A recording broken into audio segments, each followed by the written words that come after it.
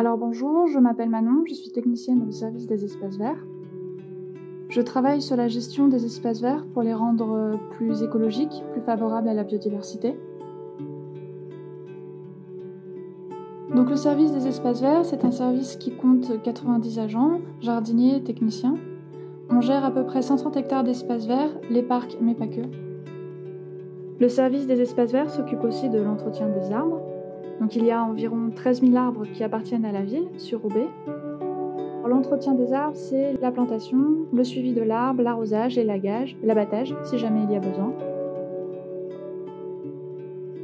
Du coup, au mois d'avril, c'est le moment de voir les abeilles sauvages qui commencent à sortir. Ici, par exemple, dans l'hôtel à insectes du service des espaces verts, on a des osmies. C'est l'abeille sauvage qui sort le plus tôt dans l'année. Les mâles sortent et creusent leur petit alvéole, leur petit bouchon de glaise, et ils attendent devant les entrées des galeries que les femelles sortent pour pouvoir les féconder. Donc une fois que les abeilles sont fécondées, elles vont commencer à construire les alvéoles qui vont accueillir les œufs. Les abeilles vont fabriquer ce que l'on appelle du pain d'abeille. Donc elles partent butiner, elles récoltent du nectar et du pollen. Ensuite, une fois qu'elles ont suffisamment de nectar et de pollen, elles reviennent dans leur galerie et elles vont rejeter le nectar qu'elles ont stocké dans leur jabot, donc ce qui se trouve ici.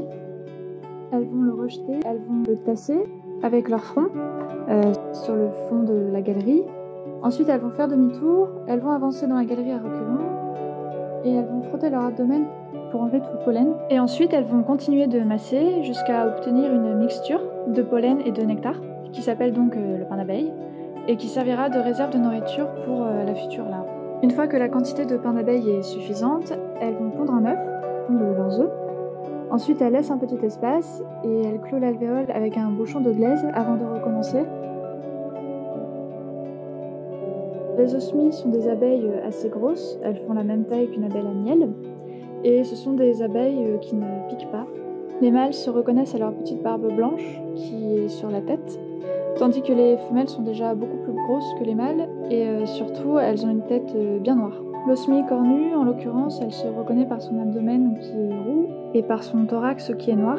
On peut les retrouver dans les parcs et jardins, dans tous les endroits où il y a du fleurissement, également sur les balcons ou sur les arbres. Au mois d'avril, ce qui peut être intéressant de faire, c'est si vous voulez tondre votre jardin, même s'il n'est pas très grand, c'est peut-être d'essayer une bande d'une largeur d'à peu près 1 mètre, 50 cm à 1 mètre plus ou moins, pour laisser fleurir et laisser s'exprimer la nature afin d'offrir du nectar et du pollen aux osmies.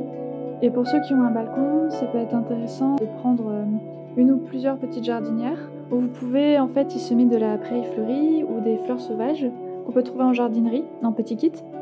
Un peu de terre, on sème, on tasse, on arrose de temps en temps, et puis au bout de quelques temps, vous aurez des fleurs qui nourriront les pollinisateurs.